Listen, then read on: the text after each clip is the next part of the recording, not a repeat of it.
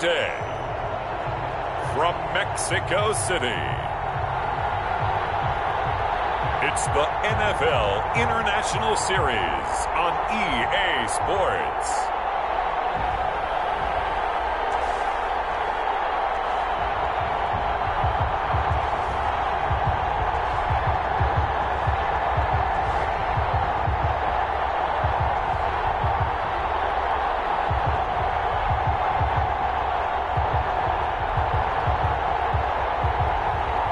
It's the Mexico City Diablos taking on the Minnesota Vikings. From the oldest capital city in the Americas, founded in 1325, EA Sports coverage of the NFL brings us to Mexico City. The scene a few moments ago, here it is. It's unlike any other in sport as both teams made their way out of the tunnel. These folks are fired up as their guys are ready to do battle between the Minnesota Vikings and the Mexico City Diablos. With Charles Davis, I'm Brandon Gaudin. And Charles, you look at this Mexico City team as they enter play here. They come into this one knowing it's been a while since tasting victory. They've dropped 4 in a row. And they remember what it was like to win a game. In these types of situations, you're looking for someone to inspire you, and it doesn't have to be one of your best players either. And he won't quite make it to the 25. Meanwhile, for our visitors, the Vikings, they've been as hot as anyone. The win last week makes it 9 out of 10. The results are hard to argue. If there's a team better suited for the postseason right now, I don't know who they are.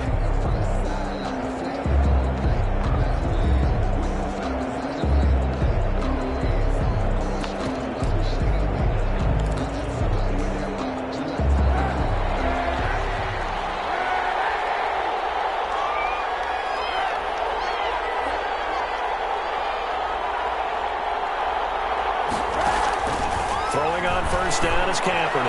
Well, he's going to take a shot right away. And this will be incomplete. Physical play on the football there, and it's second down. From the 24, they'll go again on 2nd and 10. Brings up 2nd and 10 at the 24-yard line. To throw, it's Kaepernick. They'll roll him out right. And too much juice. It'll be out of bounds, incomplete. That was an interesting look there because as soon as he got outside the pocket, I thought he was going to take off and run for yardage. But what often happens now with these quarterbacks who can move, defenses want to try and keep bodies in front of them. And I think that discouraged him from taking off and made him try a pass downfield that fell incomplete. Got an open man finding Jefferson. And he will have a Vikings first down as they're able to get the 3rd down conversion. Solid catch there for a man who's been so brilliant this year. Worth pointing out, as we were talking about earlier, there has never in the 60-year history of the award been a pass catcher, tight end, or wide receiver that has taken home the MVP trophy. And the best receivers I've talked to, they know that stat, and it drives them crazy because they understand that without a quarterback, they don't make the plays that they make. They also don't feel like they get enough credit for bailing out some of the throws the quarterbacks make. Absolutely. Takes 2 to tango.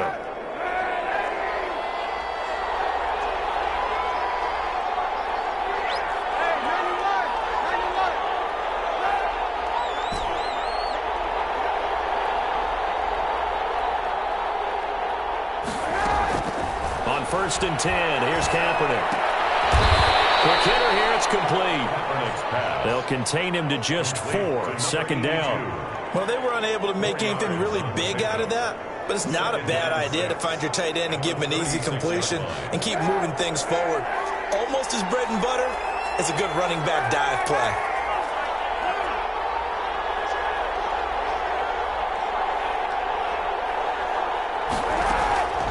Again, it's Kaepernick. And that'll be incomplete. Had an open man that time, but ended up putting a little too much heat on it, don't you think, partner? Absolutely. Just needed a touch more air under it. Instead, he fired an absolute bullet. 6 yards to go. They'll need to get it to the 30 for a first. This is 3rd down. Again, they'll throw with Kaepernick.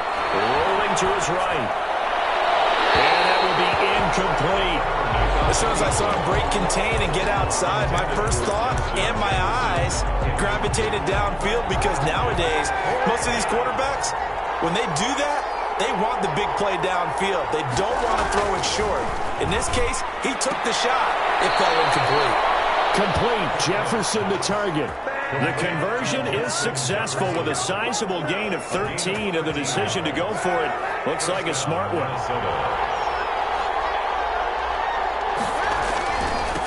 The first carry now for Dalvin Cook. And this time they were waiting for him as he'll be knocked out before he can get back to the line of scrimmage. The All-Pro in 2 positions. Khalil Mack there to make the stop. I would think as a play caller, you want to look for some quick hitters to your tight end. Any type of a route to replace where that linebacker was. Because when you saw the speed with which he reacted and stuffed that play, maybe use that speed against him in the future. Officially nothing on that last run. They'll try again 2nd and 10.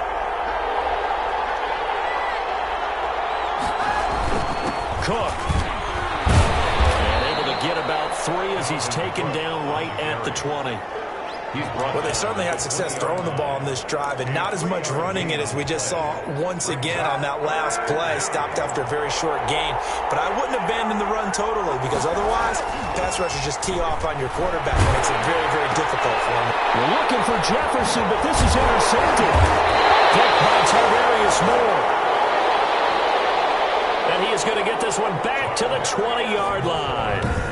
So now we'll get a look at the other offensive unit as they come out for their first possession. And leading them out there, we get a look at their 6'3" quarterback. And I'll bet right now it's just one thought in his mind. Win the game. Yeah. Oh, yeah, without a doubt. He played pretty well. I mean, he didn't turn over the ball in terms of interceptions, no, right? 2 touchdown passes last week. 2 touchdown passes, but when your team doesn't win, that's just hollow. And the best quarterbacks don't care about anything but whether or not their team won. Back to throw now on 1st down. He'll get this into the hands of Mostert. He's tackled a yard short of the marker. Good gain of 9 on 1st down. Just about every quarterback is trained to really look downfield first before you come back and make a nice, safe throw. And in this case, that's exactly what he did. Found his running back, let him create some space, and it turned out to be a nice play for the offense. He has elite instincts from his linebacker spot. He's able to diagnose the run and flies in like a missile to stop that one behind the line of scrimmage. 3rd and 1. They'll try and run here with Mostert. And he gets it to the 32. Good enough for a 1st down.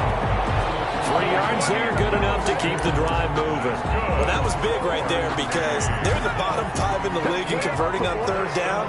They needed that pickup in a big way. There were 2 things they said they wanted to win in this game. One, the turnover battle, and the second, 3rd down conversions. So they got one there. Completes it to the tight end, Kittle. 5 yards on the catch there, brings up 2nd down. I think defensively you're okay with that. You're in the first quarter. He's going to get some catches, but they rallied to him quickly. And that's what you count on, and I like what you just said. First quarter, can you do it all game long? They catch it, you tackle them, they go down on the spot. Because when you're able to do that, you don't give up big chunks of yardage after the catch. Now you put the offense in a position where every series they have to work hard to pick up 1st downs, and you tend to stall them out when you do that. 4-yard line. Back to the running game with Mostert. And nothing doing. He's immediately taken down at the line of scrimmage. No gain on the play. It'll be 2nd down. You don't see that a ton, do you? With a cornerback coming over to the middle of the field to make a run tackle. That's someone with a ton of confidence to feel like nothing is pressuring him on his side of the field. Sees that the ball is moved to the middle and just sprints over there to help out. He ends up getting the tackle. Well played. We're scoreless after 1. With no score. On to the 2nd quarter. Mexico City in possession from Viking territory now. They'll come up 1st and 10 at the 41. Now Mostert. Eric Kendricks in on the tackle. No doubt about it. A really nice job there by the defense, not allowing him to get to the perimeter. But that means your defensive ends, your outside linebackers, the guys that you pay big money to sack the quarterback, they also have to have interest in the running game as well. And they did a nice job there holding the point of attack and not giving ground. Here's 2nd and 9, just a yard on that last run. From the shotgun, he'll look to throw. The Vikings Vikings after him, and they get there for the sack. Grady Jarrett in there to get him, and that is sack number 6 now for him on the year. Well, nothing takes a start to have a good drive quite like a big loss on a sack, does it? Now they're looking at a 3rd and long, and suddenly the momentum shifted to the other side of the football. And old Mo is a very, very fickle man. The pressure gets to him again. Brian Burns in there to drop him for his 11th sack of the year. And we say it all the time, have to be able to get rid of the ball sooner than that. You have to help your offensive line out. They're going to protect you as best they can. And if you're getting 3 to 5 seconds to throw the ball, they're doing a really nice job. But when you hold it and give up a sack, you're really almost discrediting their work. So they bring out their punter as he's on to punt for the first time this afternoon. And last week in the loss, 5 punts as he gets this one away. 37 yards on the punt with no return. And the Vikings will take over here 1st and 10. And the Vikings taking the field here for their 2nd drive of the game. And they were intercepted the first time they had the football, but now they get it back, and it's still 0-0. And because of that, you know what the thought process is? Interception. What interception? It didn't really happen because they gave up no points. So go back on the attack. Go back and run the offense you believe will be successful. Find your playmakers and give them the football. 2 yards the loss, 2nd and 12. This defense is really flown around in the first half. They've gotten to the ball carrier before they can really get started. Offense going to have to come up with something else in order to try and get this running game going. Escaping the pressure right. This one brought in by Jefferson. And he's going to be out of bounds right at midfield. That one covers 29 yards, 1st down. Well, a big play like that looks familiar, doesn't it? Like we saw a week ago, reigning NFC Offensive Player of the Week. Nothing wrong with being explosive. Nothing wrong with being electric.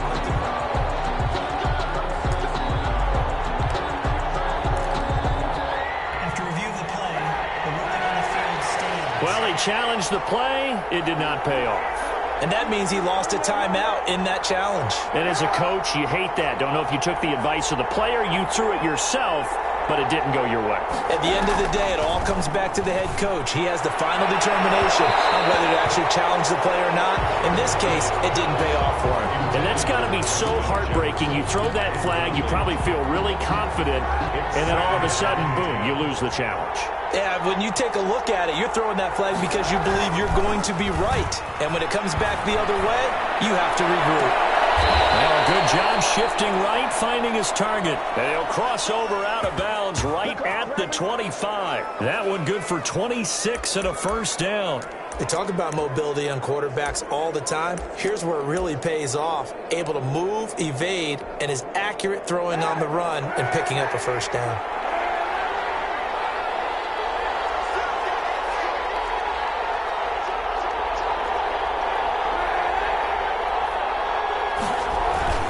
First down, here's the run with Cook. And he's going to take this one down to about the 23-yard line. Give him a couple on the carry there, 2nd and 8. Oh, that's a real nice job there by the defense in front. They just engaged and held their ground. But how about the guy who made the play? We often talk about whether they take a good first step or not. Many times you just don't take any step. Just get your feet moving, get your body going, and then once he made the read. Into heavy traffic, and it's intercepted. Picked off at the 12. And a terrific return as he'll take it up past the 35. Intercepted. So that's back-to-back drives where they've thrown an interception. Ordinarily, we look at the offense and say, what's going on with your scheme? Maybe we should look at the defense and just give them a whole lot of credit. They've got them frustrated right now. They go play action here on 1st down. Pressure coming from the Vikings, and they get there and bring him down. Grady Jarrett, he's the one to get him, and that is sack number 7 for him on the year. They were in the top 5 in sacks in the league coming into this one. That's their 3rd one in this game. Obviously, pass rush has been a strength of this team all year long. And apparently they're not satisfied with top 5. They want to climb that ladder. Yeah, I think it goes back to their offseason. They decided to make it a priority, and it's working out. I do know from experience that when you slow down someone's running game, you're now doing the dictating on defense. And guess what? Now you're getting ready to tee off on their quarterback because they have to throw it all the time. But you still have to be alert for the draws and other plays of that nature to make sure you don't get hurt.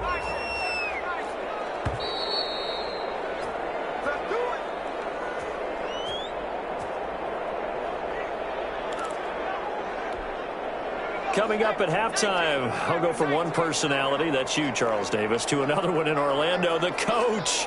He'll have stats and scores from around the NFL. You and Jonathan Coachman, both larger than life. No doubt about it. But you're stuck with me in this booth, Yes, and he's miles away and smiling. And happy. The Vikings going to signal for the first of their timeouts.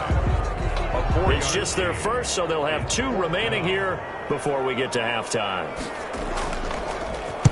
On is the punt team now as this one's sent away. And the fair catch is made at about the 27-yard line. 36 yards on the punt with no return. And the offense will take over with a new set of downs. Now the Minnesota offense set to take over again. To this point, the results have not been good. 2 possessions, 2 turnovers. And that's obviously something that can't continue, but to go a little bit deeper on that one, I would think about some play calls now, not even necessarily to my best player, but to someone I can trust with the ball. Try and get things settled down a little bit. And they work this well upfield across the 45. Great way to start the drive. 20 big ones and a first down.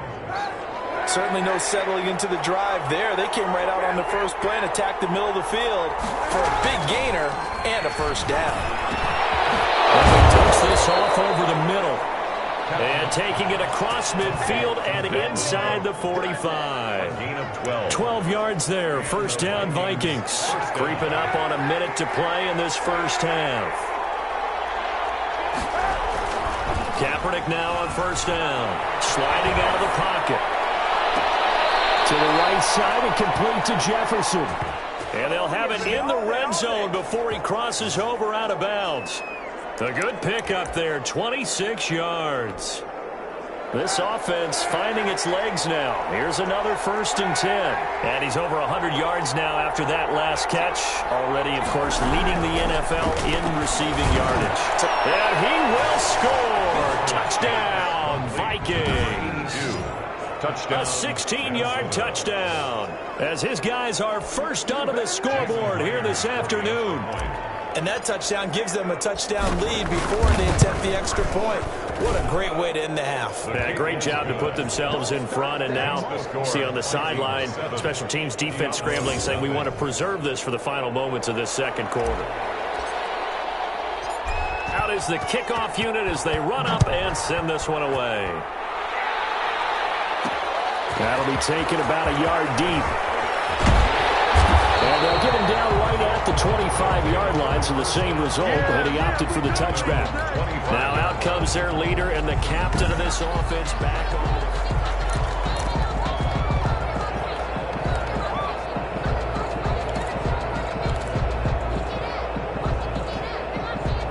The offense now at the line, ready for their next drive. And what do you think goes on here in this situation? If you got the football, you're trailing, you're back in your own territory with just a little time. Do you try something? You're thinking about jump-starting your team, right? You just mentioned it. They're down. They're trying to get back into the game. But you got to figure, if something goes wrong, you may have put yourself in a spot where you may not be able to come back in the second half.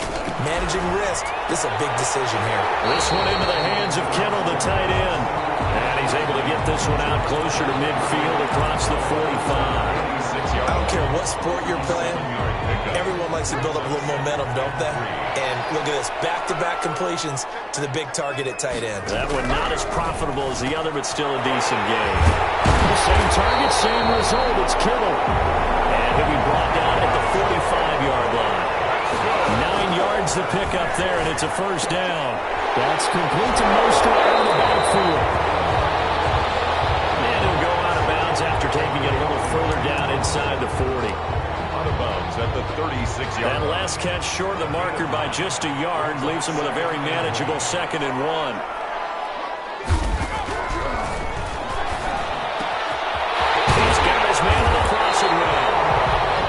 signal and a timeout call. As it comes with 9 seconds to go in this first half of play. This will be their first trip to the red zone. It's 1st and 10 from the 12. They'll look to throw again. That's complete right around the 8. And here he'll get it down to the 7. From the 7, it's 2nd and 5. So we've reached, there you have it. Halftime quickly over. Third quarter, here we go.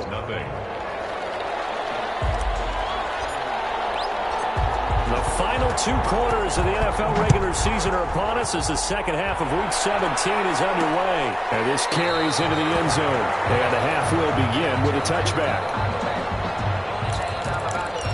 Out is Mexico City now to go on offense. They come out here with a 0 on the scoreboard. What was said in that locker room? That's what I want to know. I would love to have been in there because we often have the feeling that there's a lot of shouting, screaming, people upset.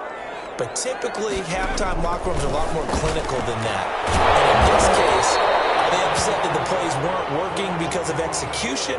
Or do they think they were just bad plays to call? Yeah. We'll find out pretty quickly here if they feel like they had something going, but they just need to do it a little bit better or not. We'll find out. Ball on the 30. They'll come up with a 2nd and 5.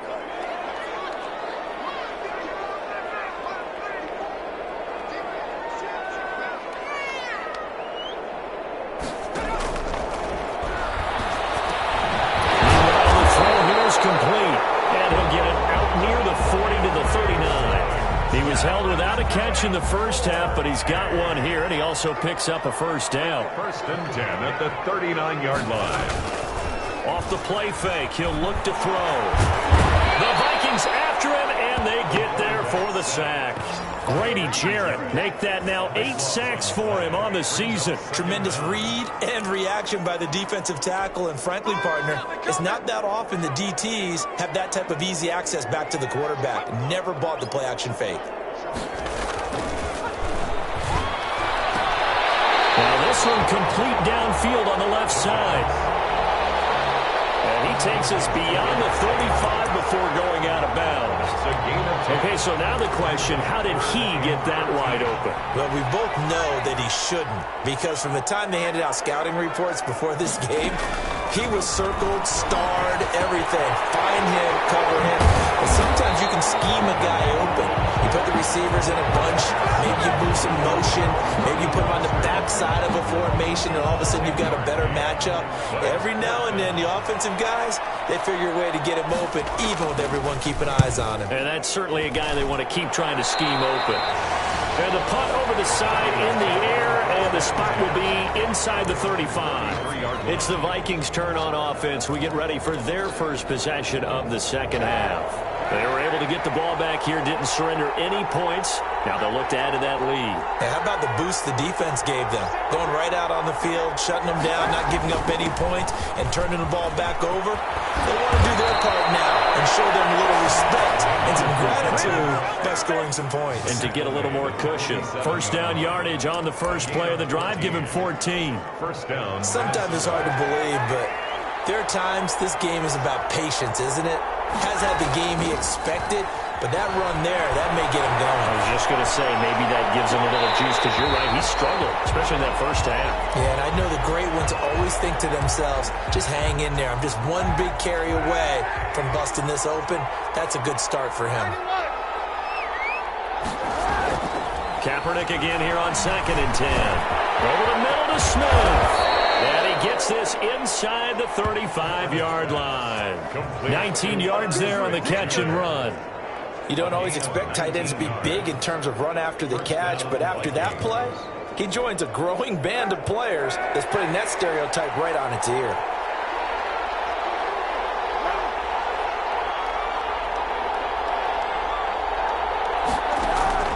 On first down, Kaepernick throwing middle, and it's complete. And he's going to be taken down with a marker on the field. So let's see about the call.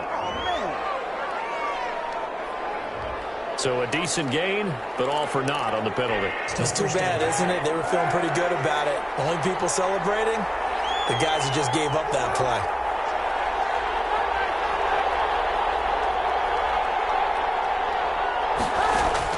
Working from the gun, it's Kaepernick.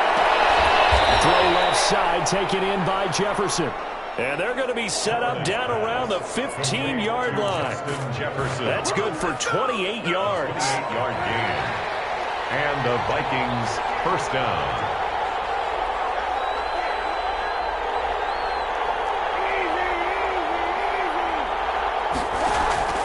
Into the red zone now. Kaepernick.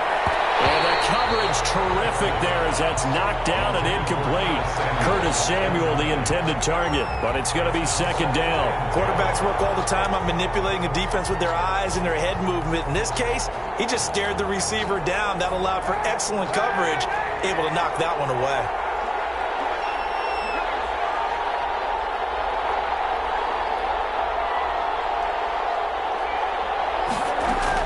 Kaepernick will try again on second down. And it's caught at the 7-yard line.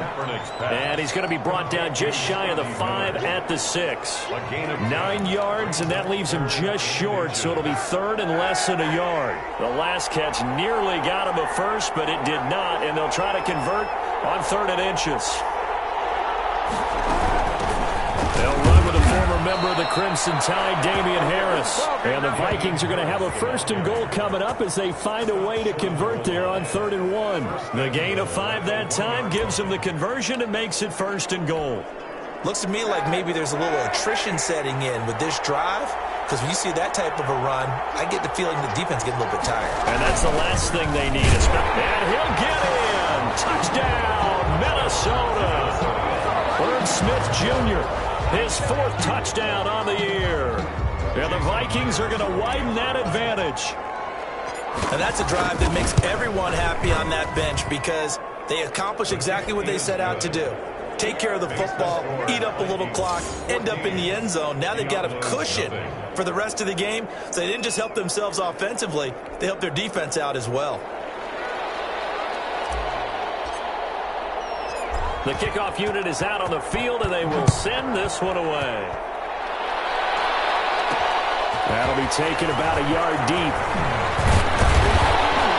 And ultimately, he stopped right where he would have been if he had simply gone down to a knee at the 25. 25-yard line. Out is Mexico City now to go on offense. They're staring at a 2-touchdown deficit, 14-0 the score as they regroup with 1st and 10.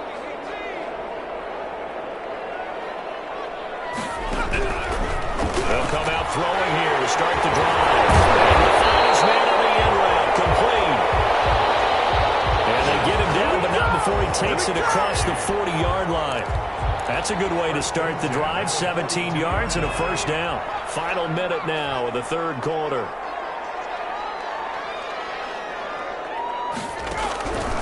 They'll look to throw here on 1st down. The left side throw complete to Adams. 12 yards there as they move the chains. Nothing in that first half, nothing on the last drive, but they're moving now with a 1st and 10. Now here's a throw, it's complete. And he's got this down a yard or 2 shy of the 40 before he's out of bounds. 5 yards on the catch there, brings up 2nd down. It's a gain of 5, brings up 2nd and 5. From the gun, a run with Mostert. And he's going to be stopped just short of the 1st down marker at the Vikings 35. It's a pickup of 6 and good enough to move the chains. Back now in Mexico City as we are set to bring you the home stretch here, the 4th quarter. Ball up to the 35 now as they come up on 1st and 10. Out of the gun, they'll look to throw. And a quick throw here, that's complete. And he'll be out of bounds as he gets it down to the 30 there. A gain of 6 there on 1st. And the ball on the 30, here's 2nd and 4. A 6-yard pickup brings up 2nd and 4. There's a throw over the middle. It's taken in by his tight end. And he'll go down here right around the 23-yard line. 6 yards the pickup, and that's a 1st down. Now they'll throw here out of the gun. Going to throw right side here, complete. Now after the completion, we're going to get a timeout, an injured player. And this is certainly not what you want to see in the final week of the year. We'll be back. 4 yards on that last completion, so that sets up 2nd and 6.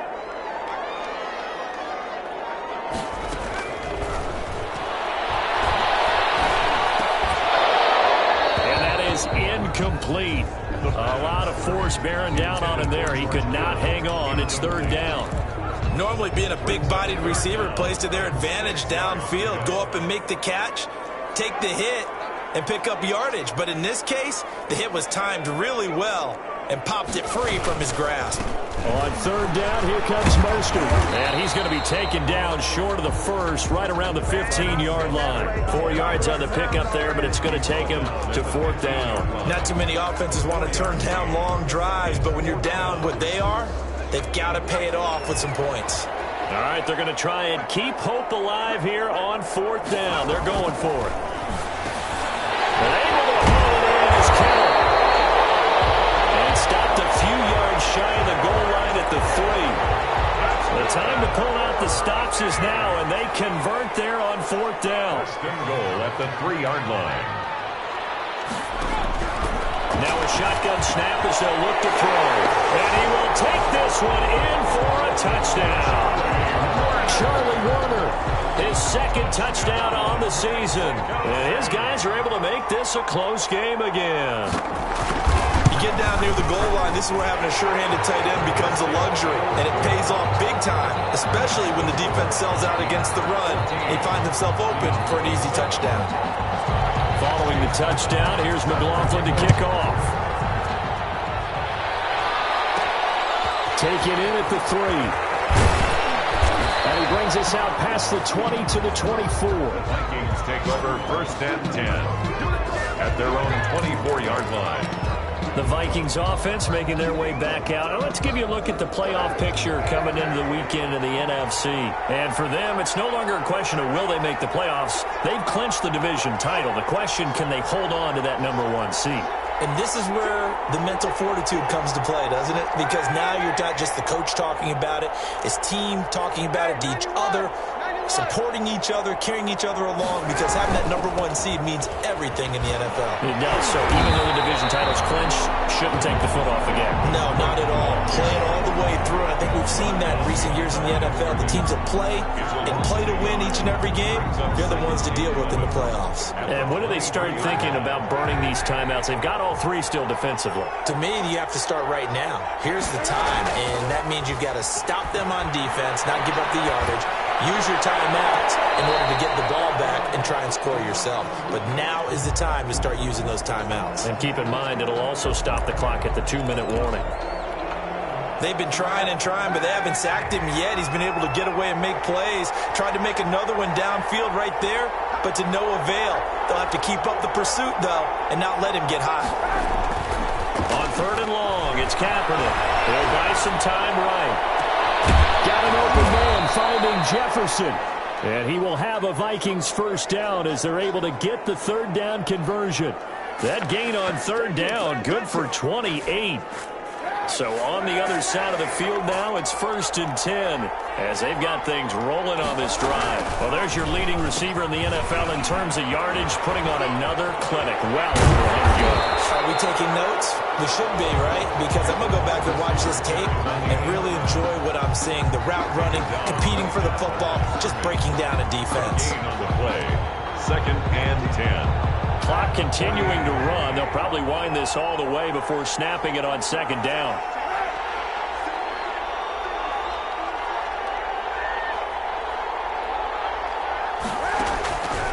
Shotgun snap now for Kaepernick.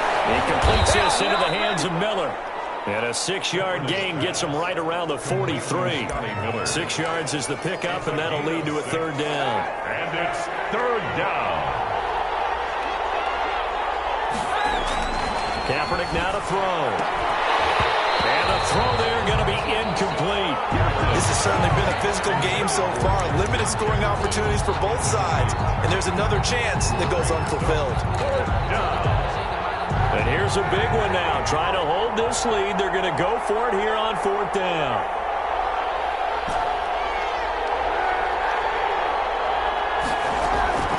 They're going for it. It's Kaepernick. And no, it's incomplete. The Vikings unable to Possession switches hands. So that's a decision that could loom pretty large here. They go for it on 4th down, but come up empty. But I actually like the call, and the reason? It shows me a head coach has faith in his team overall. First, on the offensive side, thinking they can pick it up, but also know... Oh, a crusher there as it's intercepted. Picked up by the linebacker, Eric Kendricks. And he will not get all the way home, but he will take this back down to about the 2-yard line. So the Vikings in possession of the football as we get you reset. They've got it 1st and goal as they search for what could be a game-sealing touchdown. And this has been a familiar sight all afternoon as they stop him behind the line. Whistles now and a timeout. So defensively they burn it here with 1:51 left.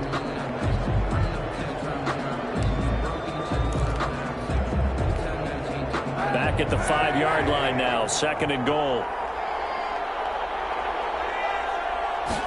On 2nd and goal, here's the option. A throw out wide by Kaepernick is caught. And he'll get into the end zone. Touchdown, Minnesota. A 5-yard touchdown. And the Vikings capitalize on the short field as they take it in for 6. Well, it'd be real easy to say that they are firmly in control right now, but I'm looking at your face and I'm thinking I've got to be careful with that. Well, it's a 2-score game. You're inside of 2 minutes. I think you can breathe relatively easily now. Yeah, you can, but still, you got to stay vigilant. Can't give up anything cheap and easy. That could put you in some jeopardy. This taken in about 4 yards deep. And this will not be brought out. It's a touchback. At their own. And as this offense makes their way back out, NFC playoff race time, we give you a look at what's going on there. And this certainly confirms all the chatter, just how big of a final weekend this is. For the moment, the 6th seed is theirs, but it'll take a victory to officially lock that down. And we have to keep reminding ourselves that number 6 is no longer the final seed. We go 7 deep in each conference now. But you're at the point now where you have to win to guarantee your spot. You don't want to get stuck scoreboard watching and hoping other teams can help you out by winning their games or losing their games. You got to take care of business yourself and erase all doubt. And they get him down, but not before he takes it across the 40-yard line. It's a 1st down on a gain of 10. Firing quickly here, and that's complete. The pass. 7 yards, the pickup there. They're going to need to get up and set in a hurry. And this one incomplete. Too much contact to hold on to that one, and it's 3rd down. It's been clear in this matchup which side has been the more physical one. It's been this defense. And here's another example on that last play. On 3rd and short, they'll try and pick it up through the air. And Adams has it complete. And this is going to turn into another 1st down as the tackle is made at the Vikings 36. But one of the ways that quarterbacks keep all the receivers alive in a play, never lock in on any one guy. Make sure you keep your eyes moving, scan the field. And here he finds the open guy for a nice pickup. McKinnon is complete. A gain of 6 there on 1st. And a timeout coming in. This will be their final one with 10 seconds remaining. 2nd and 4 at the Vikings 31-yard line.